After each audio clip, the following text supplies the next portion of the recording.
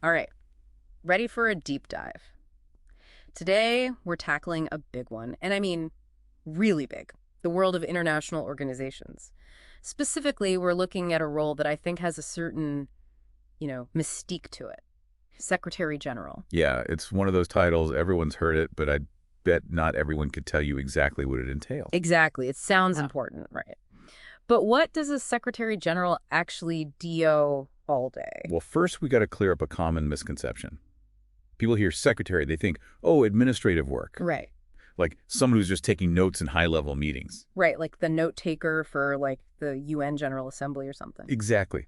But the reality is, being a secretary general is about leadership. And not just any leadership, but leadership on a global scale. We're talking about steering entire organizations like the UN, the WHO, places where even small decisions can have huge ripple effects. It's more like conducting an orchestra, right, with a million different instruments all playing together. That's a great way to put it. And just like each instrument has a unique role, every secretary general's job is shaped by the specific organization. So, like, a secretary general at the UN might be dealing with, I don't know, a potential international conflict. Right, exactly. Okay. While over the WHO, it's global health crises, pandemics, things like that.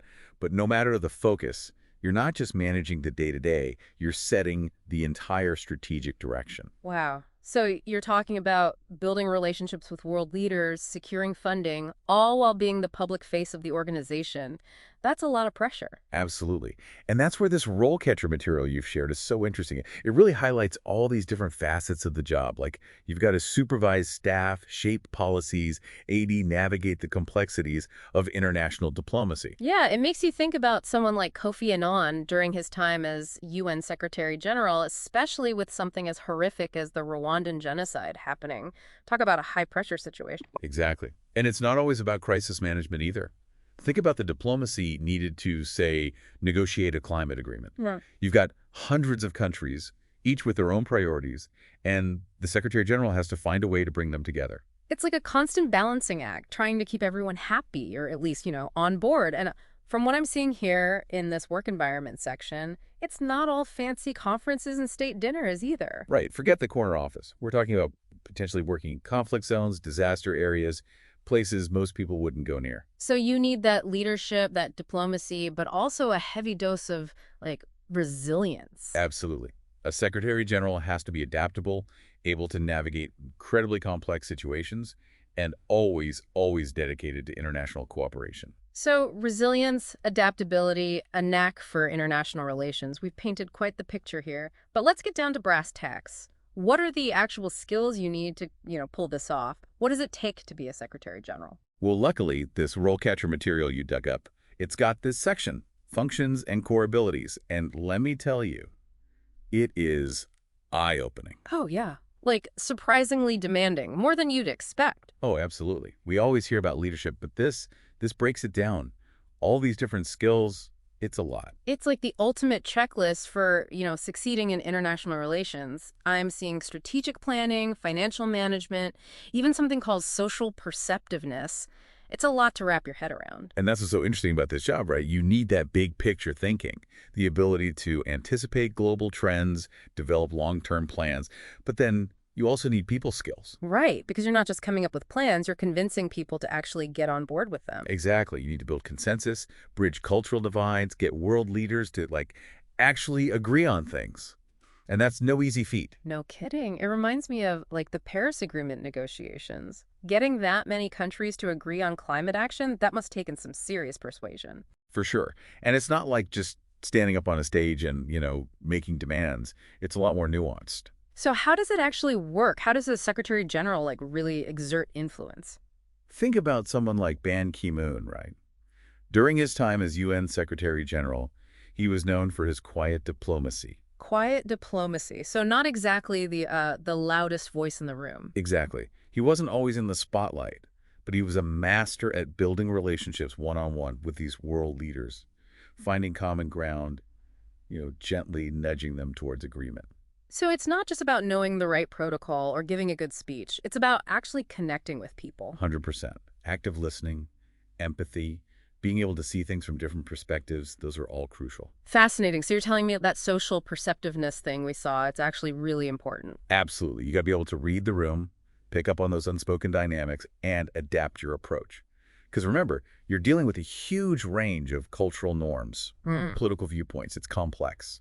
That's a lot to juggle. This RoleCatcher guide also mentions emotional intelligence. Is that kind of what we're talking about here? Exactly. You can be the most knowledgeable person on the planet, but without that human touch, your impact is going to be limited. Okay, emotional intelligence, quiet diplomacy, I'm getting it. But realistically, how does someone even get started on this kind of career path? It's not like you just graduate and boom, you're the UN Secretary General. Yeah, no kidding. But that's what I like about this role catcher material. It actually lays out a pretty clear progression. You're talking about that career stages section, right? It is kind of reassuring to see how they break it down. Exactly. Like, the starting point. You might find yourself as a junior administrator, right? Working within a specific department, maybe at a larger organization. Okay, so you're not like leading peace talks right out of the gate. Right. But think about the skills you'd be developing. Drafting reports, coordinating meetings, managing logistics, those are all transferable. Oh, I see. So you're learning the ropes, building those foundational skills, but in the context of an international organization. Exactly. And as you gain experience, you take on more responsibility. I thought it was so interesting. They have these example tasks, right?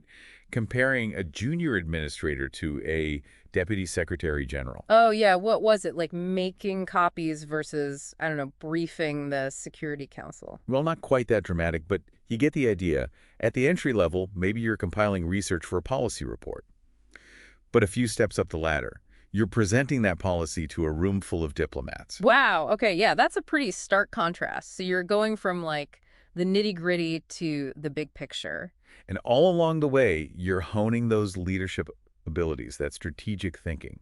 It actually makes me think about something else they mentioned, this whole idea of continuous learning. Which, in a field like international relations, I imagine things change pretty quickly. Constantly. And it's not always about, like, formal education. It's the experience itself. Working in diplomacy, international development, human rights, all of that feeds in. So even if someone listening isn't, aiming for Secretary General, these skills we've been talking about, that leadership, communication, cultural sensitivity, those are valuable, period. Absolutely. The world needs good leaders at every level.